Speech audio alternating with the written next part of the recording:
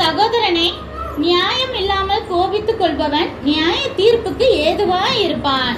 கூட பிறந்தவங்களையோ இல்ல சர்ச்சில் வந்துட்டு எல்லாருமே நம்மளுக்கு சகோதரன் சகோதரிகள் தான்.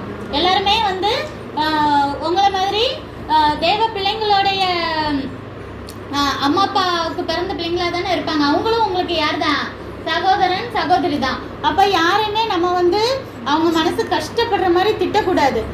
என்ன மாதிரி வார்த்தைகள் வேஸ்ட்னு, அதாவது வீணன் வேஸ்ட்னு கூட பிறந்தவனையோ சர்ச்சில் உள்ளவங்களையோ திட்டு ஆலோசனை சங்க தீர்ப்புலையும் நிக்கணுமாம். அதாவது வந்து இப்ப ஏசப்பா வருகை வந்துட்டாலோ இல்ல மறிச்சு போயோ நம்ம தேவன்கிட்ட போகும்போது சில நம்ம வாழ்க்கையை பத்தி ரெக்கார்ட்லாம் நான் சொல்லியிருக்கேன்ல, ரெக்கார்டெல்லாம் எடுத்து பார்க்கும் போது சில கேள்விகள் நம்ம கேட்பாங்க. நம்ம ஏன் இந்த தப்பு நீ பண்ண, இது ஏன் உன் கூட பிறந்தவன இந்த வார்த்தையால சொன்ன அப்படின்னு சொல்லி எல்லாத்துக்குமே நம்ம கேள்விகளுக்கு பதில் சொல்லணும்.